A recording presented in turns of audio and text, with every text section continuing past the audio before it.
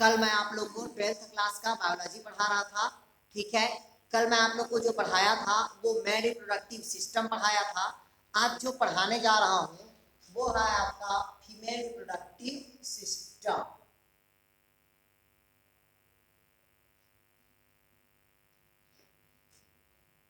ये होता है आपका मादा जनन अंग होता है।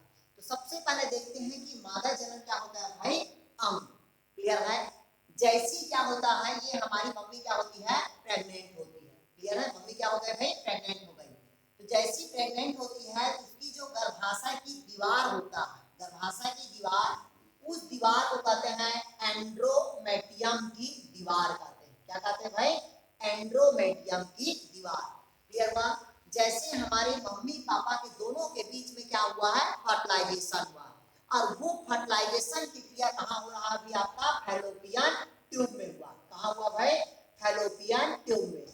जैसी फर्टिलाइजेशन की क्रिया फैलोपियन ट्यूब में हुआ, मतलब क्या बना भाई आपका, वो जाइगोट बना। जाइगोट बनने के पश्चात वो हमारी मम्मी के कहाँ आया, गर्भाशय में, और वो गर्भाशय के एंड्रोमेटियम की दीवार पे क्या हो गया, चिपक गया। और चिपकने के पश्चात एक डॉटर का यहाँ पास क्या हो रहा है भाई आपका, फॉर्मेशन हो रहा है। क्या हो रहा है, डॉटर का फॉर्मेशन हो रहा है। जब डॉटर का फॉर्मेशन हो रहा है, जब मम्मी मतलब क्या होती है, प्रेग्नेंट रहती है, और उसके पेट में जो डॉटर बन रहा है, उस डॉटर बच्चे मतलब वो जो बच्चे हैं उसके बॉडी के अंदर किसका फॉर्मेशन हो रहा है भाई, ओवरी का फॉर्मेशन हो रहा है। क्लियर है।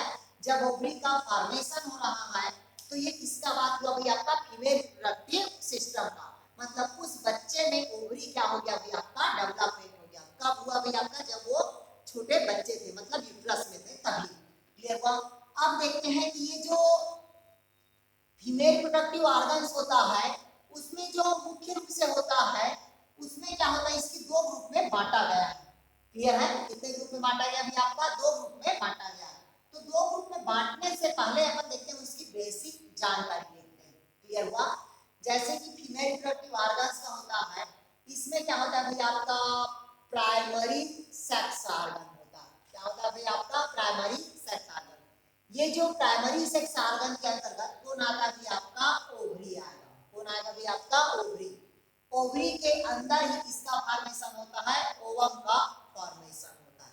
क्लियर है। ये जो ओवम का फॉर्मेशन होता है, क्लियर है, ये 12 से 13 वर्ष के मध्य, जब फीमेल मतलब कोई भी गर्ल्स जब 12 से 13 वर्ष होती है, तभी उसके ओवरी से ओवम का क्या होता है, फॉर्मेशन होता है।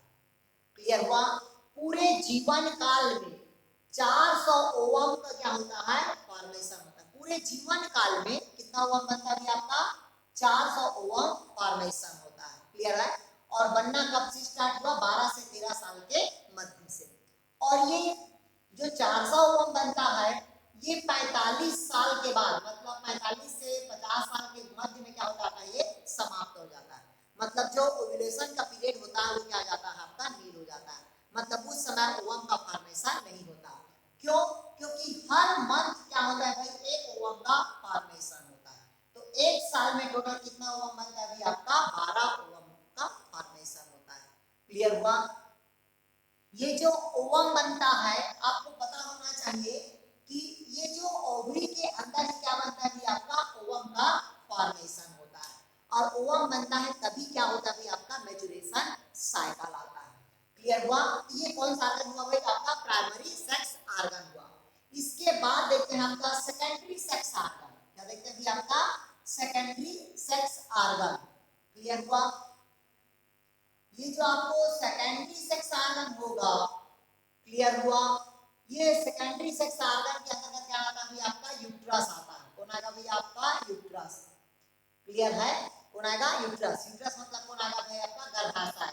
दूसरा कौन आएगा आपका, फैलोपियन ट्यूब आएगा। कौन आएगा भाई आपका, फैलोपियन ट्यूब आएगा। तीसरा कौन आएगा भाई आपका, सर्वैक्स आएगा। क्लियर है।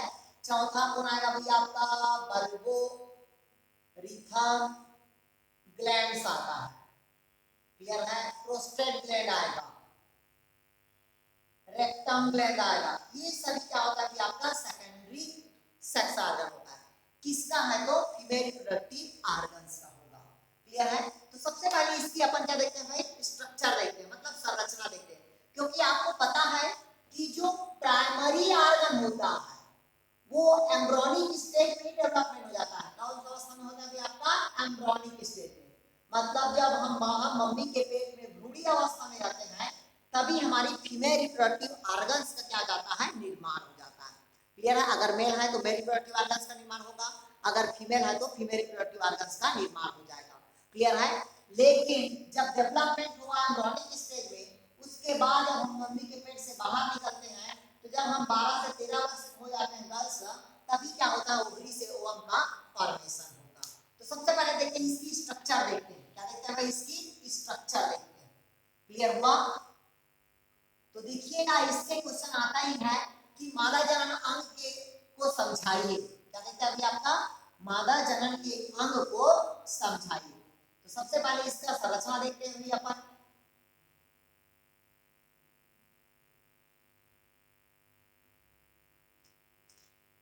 इधर देखिए संरचना क्या कहता है।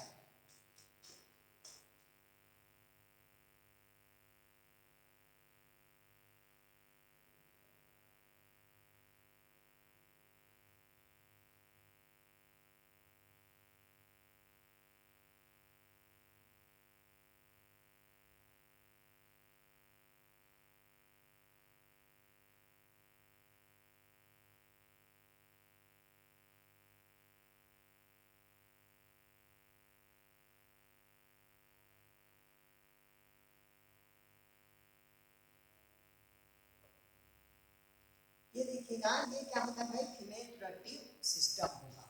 ये कहलाता है आपका ओवरी कहलाएगा। क्या कहलाएगा भाई, ओवरी कहलाता है। ये कहलाता है आपका सर्विक्स कहलाता है। क्लियर है। ये कहलाता है आपका फैलोपियन ट्यूब कहलाता है। क्या कहलाता है भाई, फैलोपियन ट्यूब कहलाएगा। तो सबसे पहले देखते हैं अपन, क्या देखते हैं भाई, ओवरी देखते हैं। क्या देखते हैं भाई, पहला अपन ओवरी देखते हैं। क्लियर है। तो फीमेल में मतलब मादा जनन में एक पेयर पे मतलब एक जोड़ी क्या पाया जाता है भाई, ओवरी पाया जाता है, जो कहाँ रहता है आपका एब्डोमिनल के अंदर क्या होता है स्थित होता है। क्लियर। जिसका साइज और शेप क्या होता है अलग अलग होता है। तो ओवरी के अंदर से ध्यान से लीजिएगा, ओवरी से क्या होता है आपका ओवम का फॉर्मेशन होता है। किसका फॉर्मेशन होता है, ओवम का फॉर्मेशन। यही प्राइमरी सेक्स ऑर्गन है। यही ओवम क्या करता है आपका फर्टिलाइजेशन की क्रिया में क्या करता है आपका ये भाग लेता है। जो भी फर्टिलाइजेशन की क्रिया होती है वो कहाँ होती है, ओवम में। लेकिन फर्टिलाइजेशन की जो पूरी प्रोसेस होता है वो कहाँ होता है आपका फैलोपियन ट्यूब में होता है। क्लियर है। तो ये देखते हैं कि जो ओवम होता है, मैं पहले बता दिया कि पूरे जीवन काल में कितना ओवम का फॉर्मेशन होगा भाई, 400 ओवम का फॉर्मेशन होगा। क्लियर है। और ओवरी के अंदर ही किसका फॉर्मेशन हो रहा है, ओवम का। किंतु इस ओवरी के अंदर ही दो हार्मोन का क्या होता है, सिक्रेशन होता है। पहला सिक्रेशन होता है आपका एस्ट्रोजन होता है। ठीक, इसी को बोलते हैं एस्ट्रोजन भी बोलते हैं। क्या कहते हैं इसको भाई, एस्ट्रोजन हार्मोन। दूसरा होता है आपका प्रोजेस्टेरॉन हार्मोन्स कहते हैं। इन दोनों का सिक्रेशन या स्राव किससे होता है तो आपका ओवरी से होता है। यही प्रोजेस्टेरॉन हार्मोन्स होता है जो प्रेगनेंसी के दौरान क्या प्रोवाइड करता है आपका, न्यूट्रिशन प्रोवाइड करता है, मतलब पोषण प्रदान करता है। कौन करता है तो आपका प्रोजेस्टेरॉन करता है। किंतु मैच्योरेशन साइकिल के दौरान मतलब एमसी के दौरान ये एस्ट्रोजन हार्मोन्स और प्रोजेस्टेरॉन हार्मोन, इन दोनों हार्मोन का जो सिक्रेशन होता है वो क्या होता है आपका कम होता है, मतलब लो होता है। किंतु जैसी मम्मी प्रेगनेंसी रहती है मतलब प्रेग्नेंट के दौरान यही जो दोनों हार्मोन्स है एस्ट्रोजन और प्रोजेस्टेरॉन, ये दोनों हार्मोन्स क्या हो जाता है भाई, हाई हो जाता है। क्लियर है। मतलब मैच्योरेशन साइकिल के दौरान एस्ट्रोजन और प्रोजेस्टेरॉन हार्मोन का सिक्रेशन क्या होता है, कम होता है या नहीं के बराबर होगा, तभी मैच्योरेशन साइकिल आएगा। किंतु प्रेगनेंसी के दौरान ये जो एस्ट्रोजन और प्रोजेस्टेरॉन हार्मोन का सिक्रेशन क्या होता है, अधिक होता है। इस कारण प्रेगनेंसी के दौरान मैच्योरेशन साइकिल नहीं आता। पहला कंडीशन क्लियर हुआ। ये किसका बात हो गया भाई, आपका ओवरी का बात होता है। क्लियर। और मैं पहले बता दिया था कि भाई जैसे कि राइट में और ये लेफ्ट है, तो अगर राइट में जनवरी में ओवम का फॉर्मेशन हुआ तो फरवरी में कहाँ होगा, लेफ्ट होगा। मतलब हर मंथ अल्टरनेट होता है। क्लियर है। दोनों में एक ओवम का फॉर्मेशन नहीं होता, दोनों में क्या होता है भाई, अलग अलग ओवम का फॉर्मेशन होता है। ये हमारा कहलाया प्राइमरी सेक्स ऑर्गन हुआ। दूसरा देखते हैं अपन फैलोपियन ट्यूब देखते हैं। दूसरा क्या देखते हैं अपन, फैलोपियन ट्यूब देखते हैं। फैलोपियन ट्यूब मतलब उसको बोलते हैं अंडवाहिनी कहते हैं। क्या कहते हैं इसको, अंडवाहिनी कहते हैं। क्लियर हुआ। तो इधर देखिएगा दूसरा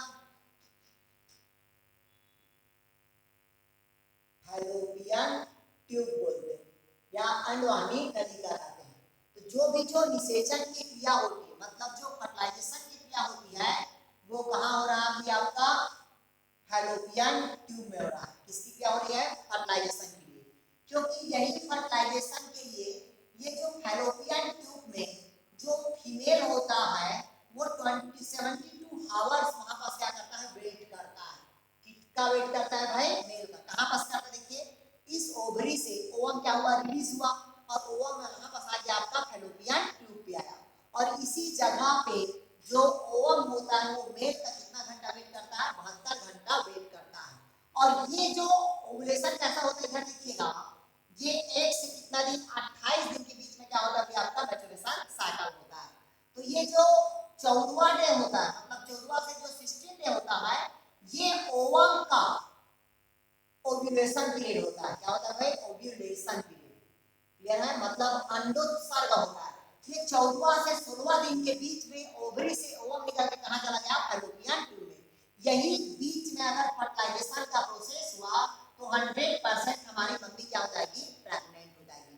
क्यों, क्योंकि ओवरी से ओवम निकल के कहां चला गया है, फैलोपियन ट्यूब में। और क्योंकि फैलोपियन ट्यूब में कौन सी क्रिया होती है, फर्टिलाइजेशन की क्रिया होती है।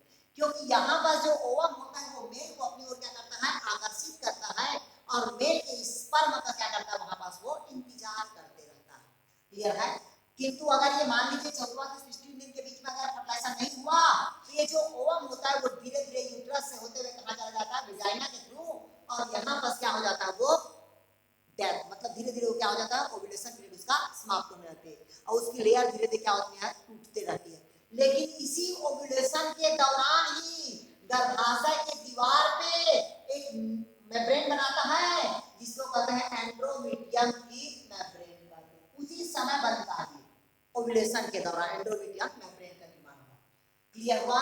ये जो फैलोपियन ट्यूब के 3 पार्ट्स होते हैं, कितने पार्ट्स होगा भाई, 3 पार्ट्स होगा। ये पोर्शन होता है आपका फिब्री कहलाता है। क्या कहलाएगा भाई, आपका फिब्री, जो ओवम को क्या करता है, आपको अपनी ओर खींचने का कार्य करता है। दूसरा जो इस टाइप का रहता है ये कहलाता है स्थमस कहलाता है। क्या कहलाएगा भाई, स्थमस कहलाएगा। क्लियर है। और यहीं पर जो नली रहता है वो कहलाता है आपका एम्पुला कहलाता है। क्या कहलाता है भाई, आपका एम्पुला कहलाता है। और बीच वाला कहलाता है आपका इनफंडिबुलम कहलाता है। क्या कहलाता है भाई, इनफंडिबुलम कहलाता है। क्लियर। कभी कभी क्वेश्चन पूछता है कि फैलोपियन ट्यूब के कितने पार्ट्स होता है, तो 4 पार्ट्स होता है। जो ओवरी के नीचे रहता है, ओवरी के पास रहता है, वो फिब्री कहलाता है। एक नली को क्या कहते हैं, स्थमस कहते हैं। अगला नली क्या कहलाएगा, एम्पुला। और अगला क्या होता है, इनफंडिबुलम। कभी कभी ये जो स्थमस होता है और एम्पुला होता है आपस में क्या हो जाता है, चिपक जाता है। जब चिपकने जाता है तो फैलोपियन ट्यूब क्या बोलते हैं, चिपक गया बोलते हैं। उस दौरान फर्टिलाइजेशन का प्रोसेस नहीं हो पाता। क्लियर हुआ। ये क्या कहलाता है आपका फैलोपियन ट्यूब हुआ।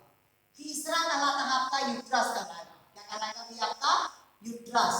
यूट्रस मतलब होता है आपका गर्भाशय। क्या होगा भाई, आपका गर्भाशय। क्लियर है। तो अगला देख रहे थे अपन यूट्रस। यूट्रस मतलब क्या होता है भाई, आपका गर्भाशय होता है। क्लियर हुआ। ये जो गर्भाशय होता है वो भी मतलब किस शेप में होता है, आपका ट्रायंगल्स होता है। क्लियर, मतलब भी शेप में होगा। ऊपर की तरफ क्या होता है, चौड़ा, और निचले की तरफ क्या होता है, सकरा होता है। ऊपर किससे जुड़ा रहता है आपका, मतलब इनफंडिबुलम से जुड़ा रहता है। किससे जुड़ा रहता है आपका, इनफंडिबुलम से। क्लियर है। और नीचे जो बना रहता है वो किससे जुड़ा रहता है, आपका सर्वेक्स से जुड़ा होता है। किससे जुड़ा होता है अभी, आपका सर्वेक्स होता है। इसकी जो लंबाई होगा वो 7 इंच होता है। क्लियर है। कितना इंच होता है भाई, 7 इंच होता है। और ये क्या होता है, मादा की क्या होती है, क्रियात्मक इकाई होती है, मतलब सबसे अधिक मात्रा में फंक्शनल होती है। क्लियर है। और इसी गर्भाशय की दीवार पर एक लेयर पाई जाती है। वो लेयर का होता है, ओव्यूलेशन के दौरान डेवलपमेंट होता है, जिसको कहते हैं एंड्रोमीटियम की दीवार कहते हैं। क्या कहते हैं भाई, एंड्रोमीटियम की दीवार कहते हैं। क्लियर है। अगर मान लीजिएगा फर्टिलाइजेशन फर्टिलाइजेशन हुआ, इसमें फर्टिलाइजेशन हुआ भाई आपका फैलोपियन ट्यूब में। तो फैलोपियन ट्यूब में होता है तो फर्टिलाइजेशन कहाँ होता है? फैलोपियन ट्यूब में। लेकिन जैसे वो फैलोपियन ट्यूब से होते हुए कहाँ से क्लीवेज से होते हुए कहाँ था? गर्भाशय में। और यही पास प्लासेंटा का क्या करता है? ये निर्माण करता है। और प्लासेंटा इसलिए निर्माण करता है क्योंकि फर्टिलाइजेशन के बाद जो जाइगोट बनता है वो गर्भाशय के एंडोमेट्रियम की दीवार पे क्या होता है? किसी जगह पे चिपक जाता है। और जिस जगह पे चिपकता है उस जगह पे किसका निर्माण करता है? वो प्लासेंटा का निर्माण करता है। और जैसे मान लीजिएगा प्रेग्नेंट हो गई, इसके अंदर एक द्रव होता है जिसको कहते हैं एमनियोटिक का द्रव कहते हैं। कौन सा द्रव कहते हैं भाई? आपका एमनियोटिक का द्रव कहते हैं, लिक्विड कहते हैं। क्लियर हुआ? जैसे एमनियोटिक का द्रव होता है, यही एमनियोटिक के द्रव से टेस्ट मतलब पता लगाया जाता है कि लड़की होगा कि लड़का। उस टेस्ट को कहते हैं एम्नियोसेंटेसिस कहते हैं। क्या कहते हैं भाई उसको? एम्नियोसेंटेसिस कहते हैं। एक द्रव मतलब एक टेस्ट होता है जिसको एम्नियोसेंटेसिस कहते हैं।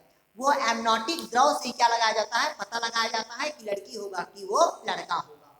क्लियर हुआ? ये क्या हुआ भाई? आपका गर्भाशय हो गया। क्लियर है? अब गर्भाशय के बाद जो तीसरा पॉइंट आता है वो है आपका सर्वैक्स होता है। क्लियर है? जब मम्मी प्रेग्नेंट होती है तो ये यूट्रस की दीवार के जो निचले होते हैं जो वेजाइना से लगा रहता है जिसे क्या कहते हैं भाई? सर्वैक्स कहते हैं। प्रेगनेंसी के दौरान यही सर्वैक्स क्या होता है? फैलता है। क्लियर है? जब फैलता है तभी बच्चा क्या होता है आपका? वो बाहर आता है।